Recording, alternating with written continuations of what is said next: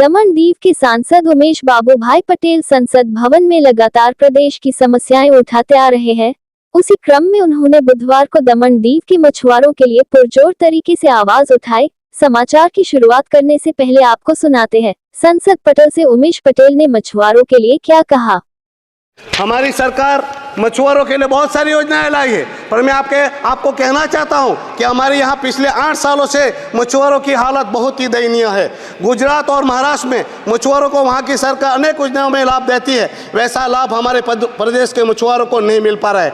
हमें बोट की खरीदी, नेट की खरीदी, वायरलेस की खरीदी, फ्रिज की खरीदी, इंजन की खरीदी जैसी खरीदी पर मच्छीमारी के बिजनेस के लिए जो हमें सामग्रियों की जरूरत पड़ती है उस पर जो सब्सिडियां मिलती थी, जो मछुआरों को राहत मिलती थी, हमारे प्रशासन ने वो सारी सब्सिडियों को बंद कर दिया है, वो सारी सुविधाओं को बंद कर दिया। दुखद तो यह है कि भारत सरकार द्वारा मत्स्य संपदा योजना जो लागू की गई है उस योजना का भी लाभ हमारे मछुआरों को नहीं मिल पा रहा है। प्रशासनिक लापरवाही के चलते मछुआरों को वर्ष 2022-23 और 23-24 में जो 14 महीने का डीजल का वेट की सब्सिडी का पैसा था वो भी नहीं मिला है। तोकते तूफान में मछुआरों को जो नुकसान हुआ है अब तक उनको भुगतान नहीं हुआ है।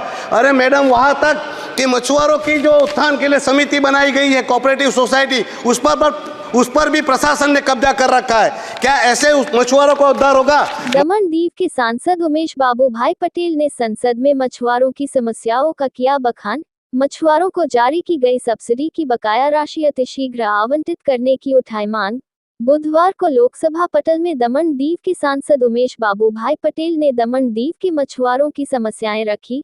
उन्होंने कहा, प्रधानमंत्री मत्स्य संपदा एवं मच्छीमारों के विकास के लिए चलाए जा रही योजना के तहत GPS, engine, wireless lamp, wire, fridge, generator, नई नौकाएं और मछली मारने में सहायक अन्य सामग्रियों की खरीदारी के लिए केंद्र सरकार से मिलने वाली सब्सिडी कुछ वर्षों से बंद कर दी गई है। इस सहायता के बंद होने के क्या कारण है, आज तक पता नहीं चला है। वर्षों पहले नाव पर चढ़ने उतरने, तूफान और आग लगने की घटनाओं से होने वाले नुकसान पर नाव के मालिक और मछुआरों के परिजनों को अनुदान मिलता था, वह सहायता भी बंद हो गई है। सांसद महोदय ने सदन से प्रार्थना की कि संघ प्रदेश के मछुआरों को मिलने वाली सभी सब्सिडी फिर से शुरू कर दी जाए ताकि प्रदेश के गरीब मछुआरे भी मुख्य धारा में आ सके। इस विषय पर सांसद जी ने क्या कहा, आइए सुनते हैं। नमस्कार। आज फिर से हमने दमन दीव के लोगों की जो मूलभूत समस्या है उस पर हमारे संसद के पटल पर आवाज़ उठाई है।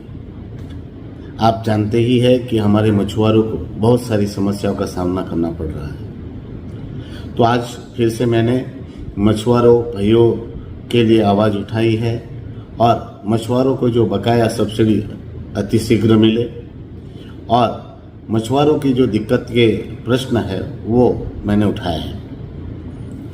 आज हमने लोकसभा के आंतरिक प्रश्न के माध्यम से मछुआरों को मिलने वाली सब्सिडी का मुद्दा उठाया। साथ ही दमन दीव प्रदेश के मछुआरों को प्रधानमंत्री मत्स्य संपदा योजना के तहत एवं मच्छीमारी विकास योजना के तहत प्रशासन के द्वारा मच्छीमारों को विकास के लिए जो सुविधाएं मिलती थी, सब्सिडियां मिलती थी, जैसे कि जीपीएस, इंजन, वायर, ले, फ्रिज, जनरेटर, नई नाव खरीदना जैसी बहुत सारी सामग्री जो मच्छीमारी के व्यवसाय के लिए काम की होती है, उस पर सब्सिडियां मिलती थी और विविध सुविधाएं मिलती थी जो कुछ सालों से बंद हो गई है। वो योजनाओं के हल के बाबत पर और वो योजनाओं को फिर से शुरू करवाने के बाबत पर मैंने आज हमारी पार्लियामेंट में आवाज़ उठाई है और मांग की है कि उनको ये सारी सुविधाएं तुरंत से तुरंत शुरू कर दी जाए उनके लिए। साथ में ही हमने ये भी कहा है कि जो सब्सिडी के पैसे बाकी है वेट की डीजल के, वो भी उनको दे दी जाए। साथ ही कहा कि नाव पर चढ़ने उतरने और तूफान और आग लगने की घटनाओं में जो भारी नुकसान होता है और मालिक नाव का जो होता है वो बर्बाद हो जाता है, पूरा परिवार बर्बाद हो जाता है, तो उनको भी सहायता दे सरकार और उनको फिर से आर्थिक रूप से मदद कर उनके काम धंधों को फिर से शुरू करने के लिए अनुदान दिया जाए। मैंने पार्लियामेंट के पटल पर ये भी बात रखी है कि हमारे जो गरीब मछुआरे हैं उनको उनका हक और अधिकार शीघ्र से शीघ्र मिले, ऐसी व्यवस्था की जाए ताकि मछुआरे अपना जीवन यापन शांति से और सुख से कर सके।